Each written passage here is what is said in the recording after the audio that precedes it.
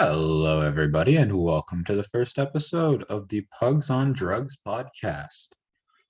I'll be your host, and my name is Skip. I am a psychology undergraduate student here at Trent University. And what we're going to be talking about in these podcasts is different effects that drugs can have based on the environment. So, how about some background info? I've been an individual who was diagnosed with ADD at a young age, so I've been medicated for most of my life. And through the years, I've noticed a couple things about medication and different things that happen in the environment. So I've personally found that a lot of things can change based on where you are, who you're with, and that kind of thing.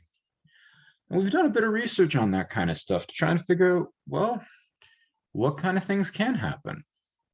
And to start off, we're going to talk about administration timing. So when you take it. Personally, in the past, I've found that taking medication in the morning usually seemed to be more effective for me. The effect would kick in roughly around 2 hours after I'd taken the medication, and it would last throughout the day. But of course, life sometimes happens, and things don't always go as planned. And sometimes I would forget to take my medication in the mornings. So when this would happen, I'd be brought my medication around midday. And upon taking medication midday, I would still feel the effects far into the night. And that's not really what the medication is designed for. It's designed to give me effects during the day. So there were negative aspects when it came to taking medications at night and not taking them during the day. Or sorry, not at night, but in midday rather than in the morning. And so I figured, maybe, why not? Let's take a look into some of what research has found on this topic. And there were some pretty interesting findings. So we looked into a couple research articles regarding timing of administration and what kind of effects it has. And one of the first studies we looked into here was a study from Kirby and Company looking into the effects that it had when doxazosin was evaluated based on the timing of either morning administration or night administration. And the results were, well, rather supportive of what I'd been finding. Their article found that when individuals were consuming the drug earlier in the morning, the effects lasted throughout the day and were the effects that were desired. The drug worked in the way it was meant to work. And rather than having just compared it to those taken at night, they also had a placebo group. And with the placebo group, they found that there wasn't any effect that was being seen, or the effect was much more mild rather than the actual drug effect. So what was this compared to when they were taking the drug at night? Well, they found that the nighttime group was found to have lesser effects. It wasn't that there wasn't still an effect, because as I was saying before, personally, in my experience with this kind of stuff, I personally found that I still had the effect. It just wasn't the desired effect. So similarly, in this study, they found that, well, when the drug was taken at night, it gave a less desirable effect. And that can lead to a couple things with people. Well, for starters, not everybody wants to take a drug and have its effects last throughout the night. Perhaps you just want it to end right at like 10 p.m. before you go to bed. And if you're taking drugs in the morning and the effects are wearing off roughly 10 p.m. or late day, there's a couple implications. Well, firstly, you have your desired effect. It lasted the duration that you wanted to, right? But if you're thinking about it, taking the drug during the morning doesn't always happen. So what happens when it's not taken during the morning? Well, the effect goes a little bit longer. And because of that, well, you might be up a little bit later, because personally, for me, I was on a stimulant that was meant to help me focus. But in my defense, when I didn't take it, I was able to sleep quite well. I was able to be myself, even though myself was, well, not very focused.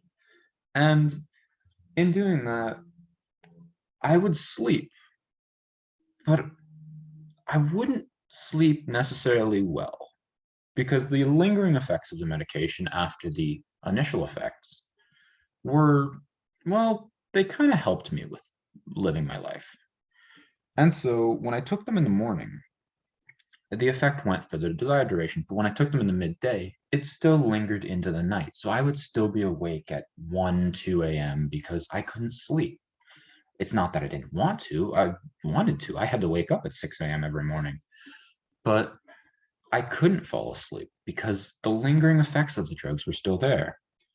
And that can bring us to the whole discussion about, well, effect size. Is the effect size something that can be influenced based on when you take the drug? And although we haven't looked into it yet, I think that's something we should look into. Maybe we should look into the half-lives and the effect based on how much of the drug is still within the system. Because maybe it differs from person to person. Maybe it's something that dosage should be built around. I don't know. Maybe that's something we can look into as a medical field, specifically drug administrations based on body composition, rather than just having it a clear-cut dosage. Now, obviously, that's some work to do in the future, but it's an idea. Maybe it's something that we can incorporate into the medical field and then make, I don't know, make drugs so that people are able to live their life on a day-to-day basis. If they miss a dose, it'll all be fine kind of thing. But that's for future talks. Another article we looked at here was one from Ozedin and company.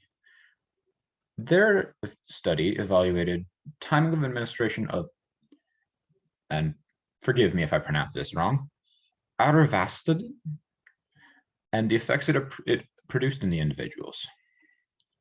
Specifically, they wanted to see if there was going to be a reduction in the cardiac events that this drug was supposed to help prevent based on when the drug was administered. First of all, their findings that they found indicated that the drug was more beneficial when it was administered in the mornings rather than in the evenings. Once again, following kind of the same trend as the Kirby and company study, this study was very supportive of this. Unfortunately, given the situation and the specific nature of the drug, it might not be necessarily as generalizable, but you can compare this study to a lot of other studies based on this, like the Kirby et al. Study or personal experiences like my own. They're all following that same trend of early morning administration was much more effective. Be it helping focus, you take the drug at 6 a.m., it kicks in around 8 a.m., and then suddenly you're good for your school day. Or taking the cardiac drug, atorvastatin, and it affects immediately potentially, or a little bit later. And then it lasts the duration that it needs to until the next day when you have to take the drug. Or in Kirby et al.'s study, where they evaluated based on doxycycline, where people were given it in the morning or at night. And once again, evaluating the effect that it had based on the timing. That kind of thing is something that, well, we don't know that much about. But the more we look into it, I think we could find a very specific need for evaluating when things are taken. I know obviously we've got, when I was a kid, it was my parents telling me about it. And now that I'm a little bit older, it's looking into the effects that my doctor's telling me. My doctor's telling me, take this, but you got to ask when. should I be taking it? Should I take it in the morning? Should I take it with something? Or is it just something that I should take whenever I feel? Some medications that people take, such as antidepressants and stuff like that, maybe those are different, but that's something we'll have to look into. Is it something that should be generalized to all drugs or just certain drugs? Maybe, but there's only one way to find out. And I think that that's a medical field that we should look into more as a research committee or as just students in general. We're undergraduate students. We've got a lot of stuff we can still do. So why not spend our time making advancements in the medical field and just helping to expand our knowledge? Because I feel like timing is a lot when it comes to drug administration. That's based on personal experiences and from some stuff we learned in class. I mean, hey, think about it in the past. The only way that they could used to be able to get people to be anesthetized for surgeries was you drink alcohol until you're drunk. Or perhaps the effect of the alcohol doesn't kick in right away, right? So you keep drinking until you actually don't feel much anymore. And that's how they used to anesthetize people. So there was a duration where they couldn't do anything until the person actually felt the effects of the alcohol. And well, that period, that little window there, maybe that's something we need to look into. Maybe we need to try and reduce that window so that the lingering effects don't last as long. But that's something for us to find out. And well, that's all I have for you today. Thanks for tuning in again to the Pugs on Drugs podcast, and I hope to see you folks again next week.